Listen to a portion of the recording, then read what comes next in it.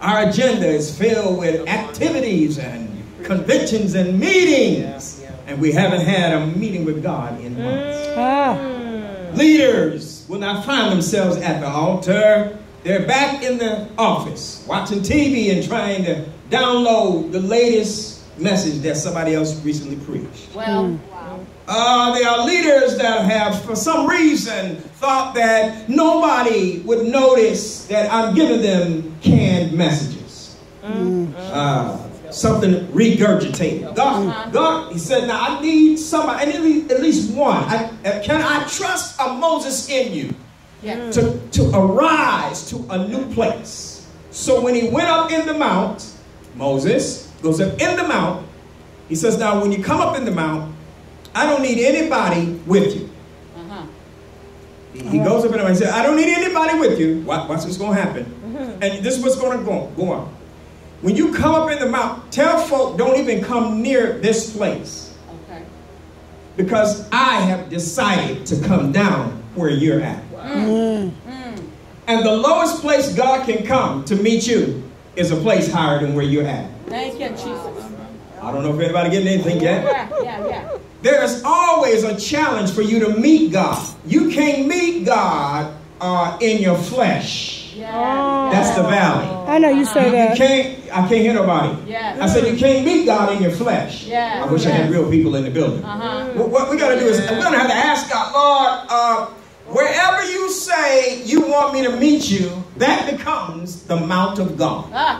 That's the high place. I call it the high place of revelation, divine revelation. God begins to reveal himself. He begins to reveal himself once I lift myself out of my norm. I can just get up out of the mess that's trying to kill me.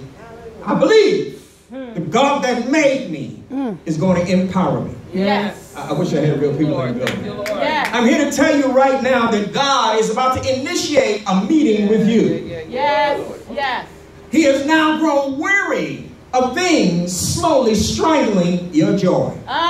He's grown weary. God himself, the creator, the maker of us all, has now grown weary to the point he has now risen from his throne. Come on, Apostle. And made a personal excursion to where you're at. And he's not going to be met beneath your struggle. He's always above my issue. I wish I had real people in the building.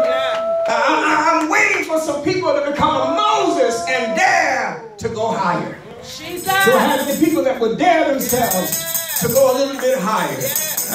If you struggle with where you're at, maybe your focus is wrong. Once you get a word from the Lord, once you get a word from God, it's going to elevate your thinking. It's going to challenge you to think outside of this toxic box that all of us find ourselves in. How many can understand God is about to visit me?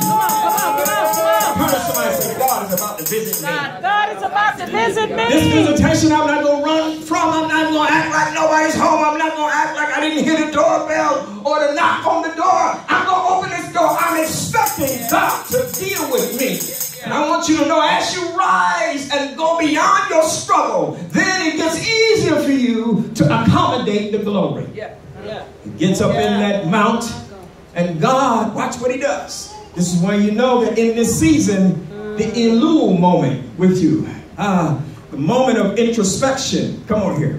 When we begin to deal with ourselves on the inside and we begin to get rid of old trash. Somebody say house cleaning. You start getting rid of old stuff on your way up, on your way to meet God. Come on here. You know you want to meet God clean.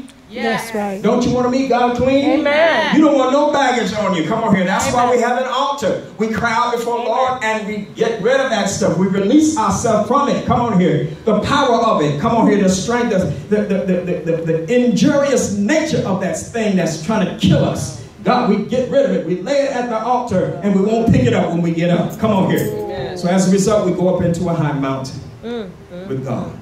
The high place of revelation. It's where God reveals himself. Now notice when he got up in the mount, when God got up in the mount, Moses got up in the mount with God. This is amazing to me. The only thing that Moses saw was him, God. He did not get to the high place and then look around. Oh, it's so wonderful up here. Let me see how far I can see. He didn't worry about his future and he didn't worry about his past. Because if you move your attention away from God, you're worrying about your future and you're worrying about your past. So he didn't climb up into the high place and the glory come down and the cloud covers only to look out and see how far, how many miles ahead or how many miles from which he'd come. No, Moses, his focus was God and God alone. And I want you on today to dare to have a meeting with God and God alone.